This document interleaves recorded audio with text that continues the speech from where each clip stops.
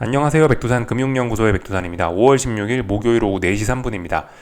세계 증시가 물가 지표를 확인하고 나서 다 같이 환호하고 있습니다. 좀 전에 유럽 증시가 출발을 했는데 유럽 증시는 어젯밤에 한번 환호를 해서 그런가 오늘은 일단 조금 주춤하게 출발을 하긴 하네요. 네, 아무튼 분위기가 굉장히 낙관적인 것은 사실입니다. 오늘 아시아 증시도 굉장히 분위기가 좋았죠. 혹시나 몰랐던 중국도 장 막판에 조금 흔들리긴 했으나 전반적으로 이 초록불, 그러니까 다 같이 상승세를 잘 유지하는 모습입니다. 그래서 말씀드렸던 게 중장기적인 증시의 상승 추세를 결정하는 이제 중요한 자리였었는데, 전고점 테스트를 어젯밤에 펼친 건데, 여기서 어젯밤에 호재가 나온 거라고요. 물가지표 호재가 딱 터지면서 올라가자라고 일단은 거의 지금 확정을 한 상황입니다. 미국 증시는 이 고점을 넘어섰고, 유럽 증시는 이거 확인하기도 전에 이미 이 자리를 넘어섰고요. 그래서 거의 지금 상황이면 어떤 대세 상승장으로 가는 그런 초입의 모습까지도 지금 보여지고 있는 그런 상황입니다. 물론 근데 이제 확인은 조금만 더 해보면 되긴 됩니다. 이 미국 증시 기준으로 해서 전고점을 어젯밤에 넘어섰는데, 이 넘어선 게 이게 이제 하루 만에 이렇게 넘어설 수 있는 것이냐, 약간 물음표가 띄긴 해요. 근데 이건 큰 물음표는 아닙니다. 작은 물음표입니다. 작은 의문. 몇 거래일 정도면 확인할 수 있지 않을까 싶은 생각이 드는 좀 작은 의문입니다. 지금 어젯밤에 그 물가지표는 지금까지 증시를 추세적으로 꺾을 수 있다라는 그런 위험 요소를 가진 금리와 달러 상승을 얘가 확 꺾어버렸기 때문에 이제 더 이상 이제 어젯밤의 물가지표는 어떤 증시의 발목을 잡는 큰 악재를 완전 거의 삭제해버린 그런 모습이 됐고요. 물론 여전히 인플레이션 우려는 우리 곁에 남아있긴 남아있습니다. 그죠? 근데 이제 금융시장의 실질적인 반응은 사실상 이제 그런 우려를 떨쳐낸 모습이라고요. 어젯밤부터 해서요. 지금까지는 실제로 사람들이 우려도 하고 있었고, 인플레이션 우려가 우리 어깨 위에 바로 있었고, 그래서 금융시장도 실제적으로 비리비리비리 했고, 금리와 달러도 찔끔찔끔 올라갈 수도 있다라는 그런 가능성을 보였는데, 어젯밤 그 재료로 인해서 금리와 달러까지 안정되면서 더 이상 이제 금융시장의 실질적인 어떤 가격에는 이제 그런 우려가 없단 말입니다. 그렇기 때문에 지금 시장의 악재는 어떤 것도 없는 매우 희망찬 상황이고, 지금은 이제 기쁨만 남아 있는 거죠. 기쁨만 남은 상황에서 어젯밤에 이제 급격하게 움직였으니까 이렇게 급격하게 돌파한 척 하는 게 맞냐? 그래도 하루 이틀 정도 확인해야 되지 않겠냐? 이런 가벼운 물음표 정도가 남아있지, 하여튼 지금 우려 이런 거는 없는 상황입니다. 그래서 이쯤 되면은 이제 어떤 시장의 발목을 잡고 있던 그런 큰 우려들이 사라지고, 이제 어떤 이런 하락 위험 이런 거보다 어떤 큰 상승을 하는 게 아닐까 하는 어떤 이런 중장기적인, 올해 하반기부터는 이제 굉장히 이제 시장이 좀 좋아질 수 있지 않을까라는 그런 기대를 하게 되는 그런 상황이긴 합니다.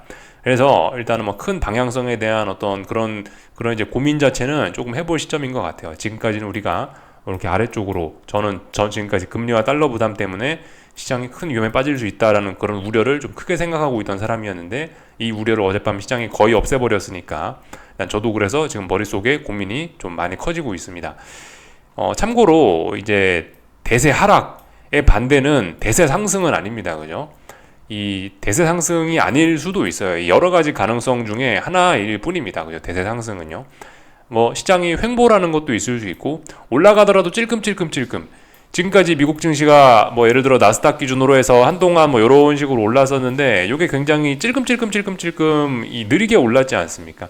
이런 상황으로 나타날 수도 있는 거고, 이런 거를 대세 상승이라고 우리가 이야기하기는 조금 좀 부담스러울 수도 있을 것 같기도 해요. 하여튼 그래서 지금은 이 대세 상승이냐 이런 어떤 큰 방향성에 대한 그런 고민도 조금 좀 할 수 있게 되는 그런 자리이긴 한데, 어쨌든 네가 이야기하는 것처럼 우려가 없어졌으니까 이제 무조건 대세 상승이야, 이것도 또 좀 아닐 수 있다라는 겁니다. 그래서 일단은 저는 일단 기본적인 시나리오는 일단 이렇게 되면 머릿속을 비워보자라는 생각이긴 해요. 일단은 시장이 하락할 생각은 없구나 라는 쪽으로 일단 이건 어젯밤에 거의 확인을 한 것 같고, 물론 이것도 조금 더 확인이 필요하죠. 일단 크게 하락할 생각은 없구나라는 거를 어젯밤에 확인을 한 것 같고, 그렇다면은 이제 그 다음은 머릿속을 비운다라 말씀드렸으니까 이제 봐가면서 올라가면 올라가다, 떨어지면 떨어진다, 약간 단타의 대응을 하는 쪽으로 일단 그런 식으로 저는 일단 생각을 하고 있습니다. 아직까지는요. 이게 이렇게 된다라고 해서 여기서 대세 상승 이런 게 진짜 가능할까? 그냥 봐가면서 이제 대응하는 게 맞지 않을까? 어떤 큰 시나리오를 가지기보다는 개인적으로 일단 이런 생각입니다. 그렇게 진짜 우리가 실제적으로 생각하던 강한 상승장의 등장, 이런 거는 아직까지 뭐 솔직히 뭐 잘 모르겠다라는 그런 생각. 물론 근데 이 지금 상황에서 일단 하락하겠다라는 이런 의지가 없어진 것은 일단은 거의 뭐 명확해 보이긴 합니다. 이런 상황에서요. 말씀드렸다시피 작은 물음표 남았지만요. 그래서 일단 이런 생각을 일단 좀 가지고 있습니다. 대세 상승 이런 건 일단 잘 모르겠고 최소한 빠질 생각은 없구나. 그러면 올라가면 올라간다. 혹시나 중간에 떨어지면은 또 이제 뭐 떨어진다에다가도 또 뭐 베팅을 할 수 있고 약간 이런 식으로 머릿속을 비워놓고 그냥 단기적으로 계속 일단 대응을 해보는 게 맞지 않겠냐라는 생각을 일단 하고 있어요. 저 개인적으로는요. 대세 상승 뭐 그렇게 생각하시는 분도 계실지 모르겠는데 저는 일단 그런 것까지는 일단 잘은 모르겠고 일단 저는 이렇게 생각한다 이겁니다. 그래서 이쯤에서 이제 뭐 대응을 어떻게 하는 게 좋겠냐. 아무튼 그 나름 한동안 이 머릿속을 많이 그 머릿속에 많은 부분에 그 머릿속에 많은 부분을 차지하고 있던 어떤 증시 불안할 수 있다. 이런 생각을 어젯밤 시장이 많이 좀 부정을 해버렸기 때문에 이제 어쨌든 이제 그 머릿속에 큰 생각 정리 이런 게 지금 되는 그런 시점이긴 한데요. 제 입장에서는요. 그래서 일단 어떤 이런 생각을 바탕으로 해서 어떤 대응에 관련된 부분을 일단 좀 먼저 좀 말씀을 좀 드려보자면은 대표적으로 일단 뭐 달러 이런 것부터 좀 말씀드리면 될 것 같습니다. 달러는 굉장히 오래전부터 해서 이제 중장기적인 어떤 상승 추세를 말씀드렸고 그래서 이제 달러를 중장기적으로 좀 들고 오자라는 이야기를 좀 드렸었는데 지금까지 이제 이 많은 고점 확인 과정을 거쳤단 말이에요. 계속 올라가려고 했고 그런 고점 확인 과정을 거쳤기 때문에 사실상 이쯤에서는 이제 달러가 더 이상 올라간다라고 보기는 어렵지 않겠냐라는 생각을 좀 했고 오늘 아침에 좀 그런 이야기를 좀 드렸죠. 그래서 이제 이쯤이면은 이제 더 이상 이제 달러 위쪽으로 올라간다 계속해서 들고 가기보다는 이쯤에서 이제 좀 청산하는 게 맞지 않겠느냐라는 이야기를 한번 드렸었죠. 그래서 이제 구체적으로 여기서 이제 어떻게 대응을 하느냐 이제 뭐 그런 부분이긴 한데요. 사실 뭐 이렇게 어떤 청산하기로 마음 먹었다라는 생각이 들면은 그냥 곧바로 그냥 당일날 청산해버리는 게 그냥 가장 경험상은 그게 맞다라고 생각합니다. 가장 그게 그냥 좋았던 것 같아요.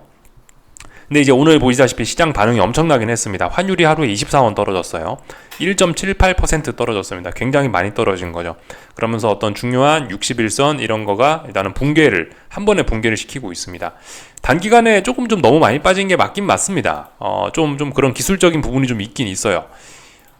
사실 그리고 어떻게 잘 보면은 이런 식으로 어떤 상승 추세 같은 건 사실 아직 완벽하게 죽어버린 건 아닙니다.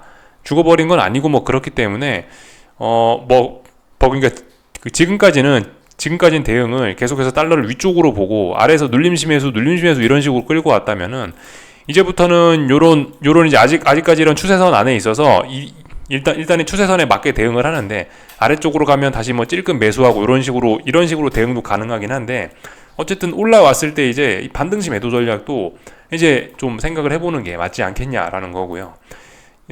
어쨌든 지금까지 달러를 이제 길게 들고 오시던 분들 같은 경우는 일단은 너무 뭐 단기적으로 좀 낙폭이 좀 과한 측면이 분명히 있고 요렇게 아래쪽에서 올라오던 이런 추세선이 있긴 있죠. 분명히 이런 추세선이 있기 때문에 이런 추세선에 아직까지 대인 건 아니고 지금 대략적으로 이런 추세선의 한 절반 정도 지금 이제 살짝 급하게 내려왔는데 그래서 한 2, 3거래일 정도 확인 정도는 좀 할 수 있지 않을까. 뭐 지금 당장 매도하는 거 뭐 이런 것도 뭐 문제 없긴 합니다. 달러를 뭐 지금 당장 팔겠다 문제 없긴 한데 뭐 너무 단기적으로 낙폭 과하니까 한 2, 3일 뭐 한 2, 3거래일 정도 반등 올라올 수 있지 않겠냐. 반등 올라오면 난 이때 달러 비중을 줄이겠다. 뭐 이런 것도 뭐 충분히 합리적인 생각이라고 보여집니다. 솔직히 단기적으로 너무 많이 한 번에 빠져버렸기 때문에 한동안은 이제 한동안은 또 하락 탄력이 좀 둔화가 되는 그런 일이 좀 생겨나는 걸 기대하는 게 보편적인 일이긴 하거든요. 그래서 일단 이런 식으로 일단 좀 말씀을 좀 드려보겠습니다. 주식시장도 그래요. 주식시장도 저는 이제 중장기적으로 일단 어떤 하락 추세를 일단 이렇게 쭉쭉 이런 생각을 하면서 코스피 하방을 일단 끌고 오고 있었는데 일단 어젯밤에 생겼던 일단 그런 변화들을 보면서 일단은 이거 굉장히 일단 의심을 하기 시작했습니다. 이거 이제는 상승으로 이제 전환되는 거 아니냐. 이제 본격적으로 상승이 시작되고 하락은 일단 최소한 끝이 난 것 같다라는 생각 제가 좀 전에 영상 초반에 말씀드렸는데 그래서 이제 이런 부분에 대한 고민을 좀 하고 있습니다. 그래서 이제 보편적인 분들 같은 경우는 사실 여기서 이제 하방 투자 지금 할 수 있는데 여기서 지금 하방 이야기 하는 거는 단타밖에 안 됩니다. 사실 이제 만약에 앞으로 이제 증시가 많이 올라간다라고 하면요. 그래서 뭐 지금 여기서 사실 이제 상방 진입을 생각하는 게 좀 보편적인 뭐 그런 대응이 될 수 있을 수 있어요. 그렇기 때문에 이런 상황에서 상방을 생각하는 것 같은 경우는 눌림시 매수. 예를 들면 이제 오늘같이 음봉이 나오더라도 5일선을 깨지 않는 선에서 이렇게 조정이 나온다면은 이런 때 이제 차라리 조금 이제 뭐 주식을 매수해 나가는 게 차라리 정석적인 전략이 될 수 있겠죠. 지금 대략적으로 지금 이런 식으로 일단 아직까지 코스피는 여기 이제 박스권 상단을 아직 넘어선 게 아니기 때문에 여기서 이제 이런 식으로 이제 좁은 구간 안에 갇혀 있기 때문에 이 구간 안에 이거를 깨지 않는다면 이제 눌림시 매수로 사실 뭐 대응을 할 수 있긴 있겠죠. 주식시장 대응 같은 경우는 일단은 뭐 이렇게 할 수도 있을 것 같긴 합니다. 물론 근데 아직까지 코스피는 포기하기는 좀 그런 것 같아서 아직까지 하방을 이거 포기하기는 뭐 넘어가고 그런 게 아니기 때문에 어디 중요한 자리를 돌파한 척하고 아직 뭐 새로운 추세를 어떤 새로운 영역으로 나가고 그런 건 아니기 때문에 일단 아직까지는 저는 가만히 일단 이거는 들고 있습니다. 아직도 수익 중이기도 하고 그래서 계속해서 일단 뭐 들고 있어요. 여기서 이제 저는 조금 더 고민을 해볼 생각입니다. 저는 어쨌든 아직까지 수익 깔고 있으니까 조금 아직도 여유롭게 좀 생각을 해볼 수는 있습니다. 아직까지 생각의 여유는 좀 더 가질 수는 있긴 있습니다. 저는요. 그래서 지금 여기서 고민 중이죠. 오늘 이게 코스피가 하락을 하긴 했는데 이게 사실 그 의미 있는 하락은 아닙니다. 의미 있는 하락이라고 할 수 있는 건 5월 9일 날 음봉 뭐 이런 거는 조금 의미 있는 음봉이라고 말씀드릴 수가 있겠지만은 오늘의 이런 음봉은 뭐냐면은 상승 마감이잖아요. 지금 음봉이라 해봤자 그러니까 이런 거 같은 경우는 뭐냐면 이제 단기 급등에 따른 차익 실현 매물이 조금 나온 거지. 이건 그죠. 이건 그냥 단기 급등에 대한 차익 실현 매물이 조금 나와서 음봉이 나온 거지. 이게 공격적으로 아래쪽으로 이제 시장을 보내겠다라는 그런 의도의 음봉은 아닌 것으로 일단 봐야 됩니다. 그래서 지금 이건 더군다나 그죠. 한 번쯤 밀릴 자리였어요. 정고점이니까 한 번쯤 움찔할 수 있는 그런 자리라서 일단은 뭐 그렇게 일단 보입니다. 그래서 일단 더 올라간다. 더 올라가긴 올라가는데 너무 단기간에 많이 올랐고 위에 저항이 있으니까 음봉이 나왔다 이겁니다. 사실 정석적인 대응은 사실 뭐 이쯤 됐으면 사실 눌림시 매수가 맞지 않겠냐 싶긴 해요. 이 금리와 달러가 이제 본격적으로 안정이 좀 되어가는 그런 그림이기 때문에. 근데 말씀드렸다시피 몇 거래일 정도 좀 확인은 좀 더 필요하지 않나 싶긴 합니다. 어쨌든 지금 낙관적이라고 말씀드리고 낙관적으로 굉장히 보이긴 하는데요. 사실 근데 이제 코스피는 아직까지 그렇게 썩 해당이 되진 않기 때문에 여기 아직 안 넘어갔기 때문에 또 그리고 이게 환율 같은 경우도 환율 입장에서 하루에 20몇 원 빠지는 게 사실 흔한 일은 아닙니다. 이렇게 20몇 원씩 빠진 그 뒤로 이렇게 강력한 반발 같은 게 일어났던 거는 자주 등장을 했던 일들이기 때문에 사실 여기서 반발이 일어날지 작은 반발이 일어날지 아니면 또다시 뭐 추세적으로 또다시 뭐 확 돌아설지 이런 일이 생길지는 조금 좀 확인해 볼 필요가 있긴 있기 때문에 어쨌든 뭐 아직까지는 시장이 굉장히 낙관적으로 변하지 않을까라는 이제 그런 가능성을 좀 이제 크게 갖고 보긴 보는데 일단 객관적으로 봤을 때 분명히 어딘가 저항을 또 넘지 못하고 있고 그런 점들이 있어서 저는 일단 한국 증시는 조금 더 며칠 좀 더 보다가 환율도 좀 달러도 며칠 정도 더 보다가 어떤 뭐 결정을 내리던가 할 생각입니다. 아무튼 뭐 제가 달러 들고 있는 건 있는데 달러를 뭐 제가 어떻게 뭐 실질적으로 막 환전을 하고 그럴 생각은 없습니다. 왜냐하면 일단 미국 주식 매매를 하긴 할 거기 때문에 어쨌든 뭐 계속해서 그냥 들고는 있을 거예요. 그 미국 옛날에 달러 샀던 그걸로 이제 미국 주식 매매하는 거기 때문에 그거 할 생각은 있어서 뭐 당장 환율 때문에 제가 뭐 달러를 청산하고 그렇게 할 생각은 일단 그런 건 없습니다.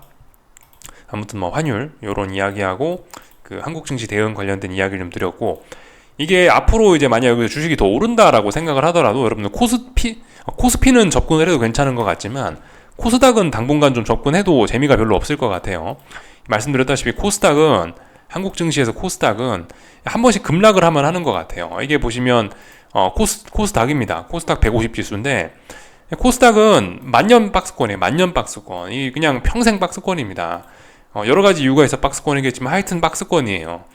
이 박스권이기 때문에 이 코스닥은 많이 급락했다. 아래쪽으로 훅 빠졌다. 그럼 아래쪽에서 한번 매수. 아니면 너무 많이 올랐다. 그 위쪽에서 한번 아래쪽으로 배팅. 이거 말고는 이제 별로 할 게 없는 그런 것 같아요. 근데 지금 코스닥이 어디 있다? 여기 있다. 여기서 지가 올라간다고 배팅해봐야 뭐 비실비실할 가능성. 여기서 차라리 코스닥은 비교적 위쪽에 있기 때문에 떨어진다라고 베팅하는 게 조금 더 매력적일 수는 있긴 있는데 지금 근데 시장이 일단 워낙 낙관적이고 그러니까 얘가 떨어질 생각은 일단 없어 보이고 그러니까 제 생각엔 코스닥은 뭐 당분간은 그냥 이래저래 뭐 매력이 없어지는 게 아니냐라는 생각이 좀 듭니다. 코스닥은 단기적으로도 지금 굉장히 일단 혼조한 그런 구간 안에 와 있습니다. 하여튼 아직까지도 뭐 반등시 매도 전략 하자면 할 수 있는데 워낙 분위기가 낙관적이고 시장이 안정적으로 확 변해버려가지고 일단 뭐 그런 이야기를 일단 이제 강하게는 일단 잘 못 드리겠는 그런 상황이 되어버렸습니다. 어젯밤 물가 지표가 좀 중요했는데 그게 일단은 그렇게 나오면서 시장의 반응이 일단 결정적으로 금리와 달러가 확 안정이 되어버리다 보니까 이런 걸 보면서 이제 반등시 매도라고 이제 세게 뭐 그렇게 이야기를 잘 못하게 되는 일단 그런 상황이 된 것 같아요. 어쨌든 근데 말씀드렸다시피 몇 거래일 정도는 좀 더 지켜볼 여유가 있긴 있어서 몇 거래일 정도는 이거는 길게가 아닙니다. 몇 거래일 정도. 이게 지금 왜냐면 이제 왜 이거 몇 거래일 정도라고 짧게 말씀드리냐면은 어젯밤에 난리법석이 한번 났잖아요, 시장이. 그러니까 무슨 일이 이게 그러니까 어젯밤 난리법석에 대한 그런 대가를 치를 거면 빨리빨리 치러야 된단 말이죠. 여기서 빨리빨리 대가를 치르는 게 아니고 그 어제 저녁에 막 난리법석을 치렀는데 여기서 비실비실 하고 있다. 그럼 이거 안 빠지겠다라는 의지거든요. 그러니까 이 시간이 며칠 정도는 지켜볼 수 있다. 근데 그렇게 막 길게 지켜보는 거는 안 된다 이겁니다. 그래서 아무튼 앞으로 뭐 강할 거면은 앞으로 강할 거라면 코스피가 좀 더 강할 수가 있습니다. 물론 코스피도 위쪽에 저항이 있고 이렇지만은 코스닥이 직면해 있는 이런 저항들보다는 훨씬 저항의 영향이 덜합니다. 워낙 오래전에 만들어놨던 묵은 저항이기 때문에 이런 저항은 비교적 좀 약해요. 그래서 코스피가 강하게 올라오면 더군다나 코스닥이 갈 수가 없죠. 그러니까 하여튼 코스닥은 한동안 제 생각엔 뭐 하방으로 보시는 게 아니면 상방으로는 내가 시장을 낙관적으로 본다 그러면 코스닥은 이래저래 좀 별 볼 일이 없을 것 같다라는 생각입니다. 낙관적으로 본다 그러시면은 차라리 코스피 뭐 이런 것들을 보시는 게 낫지 않을까. 차라리 신나게 올라가고 있는 하이닉스 뭐 그런 거 보시는 게 낫지 않을까라는 뭐 그런 생각이에요. 어쨌든 그죠? 코스피 지수가 움직인다라는 이야기는 코스피 지수가 지금 이제 우리가 코스피를 보면서 시장을 분석을 하고 있는데 코스피가 움직인다라는 이야기는 코스피에 해당되어 있는 대형주 주식들이 움직인다라는 이야기인 거고 코스피 대형주하고 코스닥에 있는 종목들하고는 분명히 별개의 종목인 겁니다. 그런 것들을 좀 염두를 해 두셔야 될 것 같아요. 근데 어쨌든 아직까지 어떻게 될지 뭐 그렇게 딱 뭐 도장은 찍지 않아 있는 뭐 그런 상황입니다. 조금 더 지켜보긴 하려고요. 근데 어쨌든 이 낙관적으로 굉장히 시장이 변할 것 같은 이제 그런 상황이긴 합니다. 그래서 약간 더 고민을 하고 있어요. 변동성 지수들도 뭐 지금 보시면 일단 뭐 그렇게 변동성 지수를 보면 사실 그렇게 썩 안정적인 모습은 아닌데요. 사실 이제 지금 시장이 지금 세계 증시가 전반적으로 다 강합니다. 엄청나게 강한데요. 엄청나게 강하다 보니까 이게 변동성 지수들이 예전과 좀 다른 패턴이긴 한데 변동성 지수들이 말씀드렸다시피 이게 평상시에는 찔끔찔끔 죽어 내려오면서 지수가 찔끔 올라오면서 이게 이제 보통 평상시에 안정적인 보편적인 어떤 그런 상승장의 모습이었는데 지금은 그렇지 않죠. 지금은 약간 옛날 2020년 코로나 때문에 만들어놨던 그런 유동성의 힘으로 찔끔찔끔이 아니에요. 지금은 푹푹 변동성 지수가 떨어지고 있고 그러면서 푹푹 지수가 올라가고 있는 그런 상황이라서 사실 좀 그래가지고 일단 지금 V 코스피 이런 것들도 보시면 중요한 지지선들이 있었는데 여기서 지금 별로 힘도 못 쓰고 지금 N자로 지금 또 죽어 내려가려고 하는 거 아닙니까? 그래서 생각보다 어쨌든 이 시장은 좀 급하게 좀 예전과 좀 다른 패턴으로 이게 맞나 싶을 정도로 좀 그렇게 올라갈 그런 가능성이 있긴 있습니다. 이게 좀 낙관적으로 좀 보이기 때문에 지금 이런 이야기를 좀 드리는 겁니다. 지금 이런 상황에서 시장이 마음 먹고 올라가기 시작하면은 아마 뭐 차분히 올라가진 않을 거다. 급등일 거다라는 생각이 들기는 해요. 만약에 이 상황에서 급등으로 올라간다라고 한다면은 변동성 지수도 급하게 떨어질 가능성이 있긴 있겠죠. 특히 그리고 코스피 지수 변동성 같은 경우는 아래쪽까지 떨어질 만한 그런 공간도 요만큼이나 아직 많이 있고요. 요만큼이나. 그래서 일단 그런 점들 좀 보셔야 되기는 하겠습니다. 근데 아무튼 이 V 코스피는 그런 거고요. V 코스피는 그런 거고 또 미국은 또 조금 좀 사정이 또 다를 수 있죠. 하여튼 한국 증시 이야기 하고 있는데 여러분들 아무리 뭐 한국 주식을 낙관적으로 본다 하시더라도 삼성전자 이런 거는 좀 아닌 것 같아요. 삼성전자는 딱 봐도 이 약간 좀 전에 보여드렸던 거는 코스닥처럼 답답한 굳이 약하고 둔한 주식을 살 필요가 없습니다. 내가 낙관적으로 시장을 본다라면요. 차라리 뭐 하이닉스 같은 이런 종목을 대형주잖아요, 그죠? 대형주 중에서 그나마 파생 상품의 영향을 좀 삼성전자보다 덜 받는 차라리 하이닉스 같은 거를 생각하는 게 나을 수도 있다, 뭐 그겁니다. 근데 얘도 일단 단기적으로 일단 중요한 저항을 확 돌파한 척 해갖고 눌림심 해소 이런 생각하는 게 조금 맞을 수 있을 겁니다. 막 당장 오늘 막 지금 주식을 이걸 사고 이런 거는 좀 추격의 의미가 좀 강할 것 같긴 합니다. 하여튼 뭐 지금 이 주식을 사라고 말씀드리는 건 아니고, 하여튼 이제 낙관적으로 좀 생각을 바꿔봐야 되는 게 아닌가라고 고민을 할 때인 것 같고, 그 와중에 이제 낙관적으로 이제 생각을 좀 바꾸신 분들은 이제 코스닥보다는 코스피가 유리할 수 있다. 코스피가 유리하다라면은 저런 종목들이 좀 강세를 보일 가능성이 있다. 이제 이런 분석적인 측면에서 좀 말씀을 좀 드려본 겁니다. 일단은 한국 증시 이야기를 조금 좀 먼저 해봤습니다. 오늘 있었던 일들 좀 가볍게 좀 점검만 좀 하고 좀 넘어가자면요. 중국 증시 일단 오늘 굉장히 강했습니다. 약간 뭐 저의 예상에서 살짝 뭐 벗어난, 오늘 아침에 중국 증시가 보통 청개구리적인 성향이 있어가지고 세계 증시가 강하면은 살짝 소외되는 경향이 있다라 말씀드렸는데, 살짝 소외되긴 했어요. 사실 상승률 이런 걸 보면 일본 증시가 1% 넘게 오르고 코스피도 1% 가까이 움직이는데 상해종합 0.08% 상승이고, 이러니까 소외된 건 맞긴 맞죠. 근데 소외되면서 이게 시장이 워낙 낙관적이니까 소외가 되더라도 이게 어쨌든 상승입니다. 하락이 아니고요. 하여튼 그래서 이제 그 중국 증시 하방 들고 있던 거는 일단 오늘 낮에 얼렁 봐서 청산을 해버렸고요.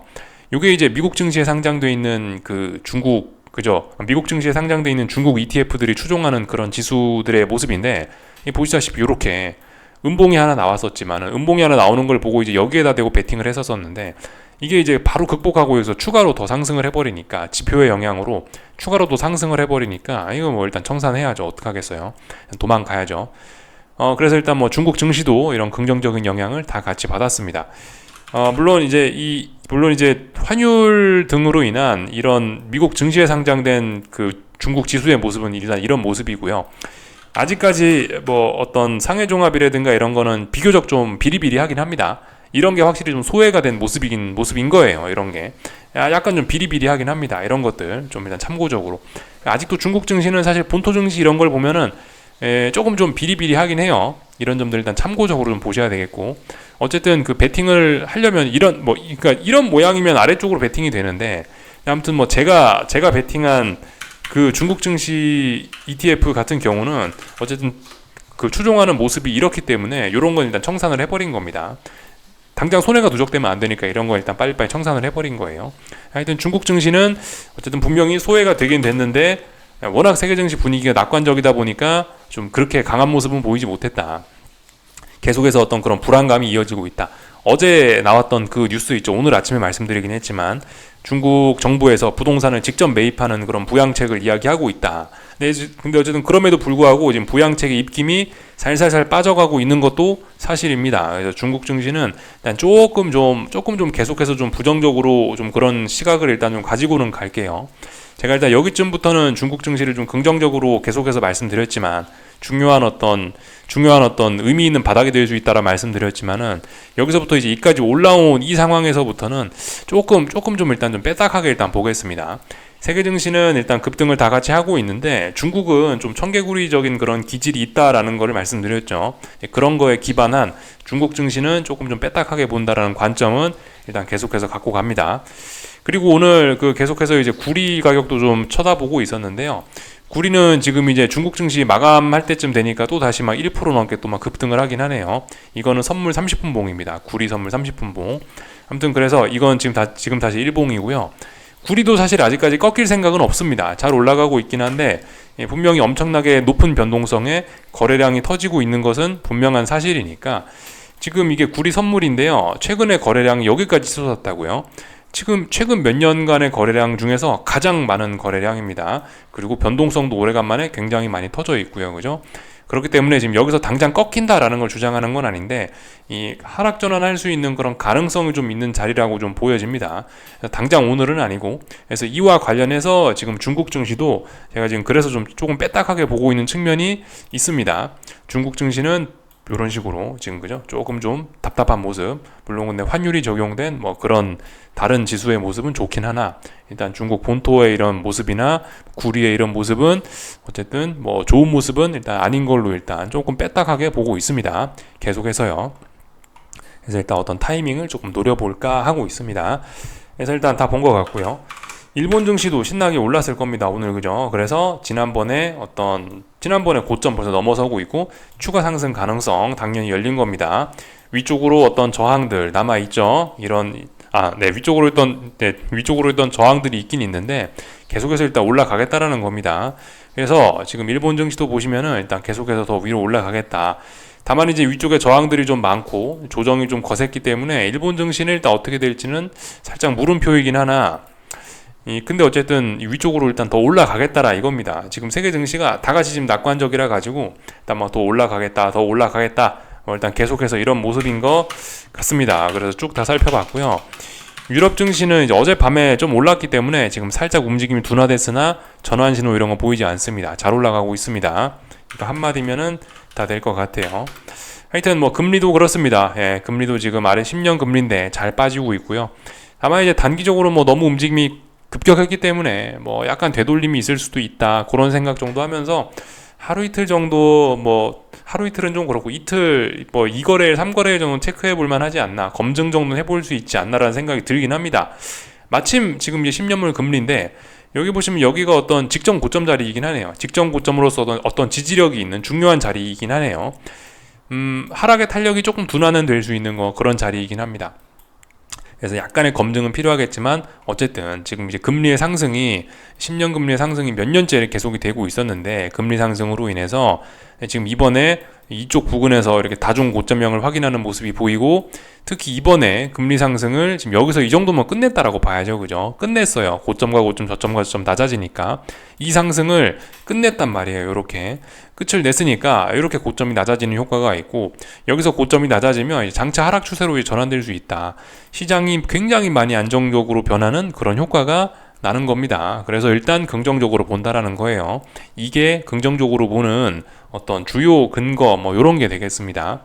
그리고 금리가 안정적이기 때문에 이제 달러도, 이게 오타가 자꾸 나네요. 금리가 안정적이기 때문에 달러도 안정적일 가능성이 좀 높아지겠죠. 그죠? 미국의 금리가 올라가는 속도가 둔화가 되거나 덜 올라간다라고 한다면 달러도 계속해서 올라가지는 않겠죠. 달러가 좀 아래쪽으로 좀 하락 압력을 좀 받는다라고 한다면은 아무래도 위험 자산들에 좀 많은 도움이 되겠죠.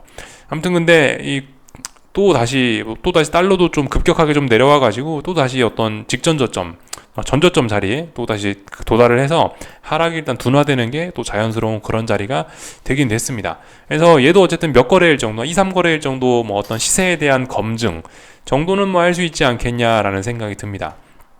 그래서 일단 낙관론 쪽으로 생각을 좀 바꿔야 되는 게 아닌가, 지금 그런 고민들을 좀 하고 있는 상황이고, 하여튼 중요한 이벤트는 오늘 밤에도 없고 다음 주 22일 날인가가 엔비디아 실적 발표죠.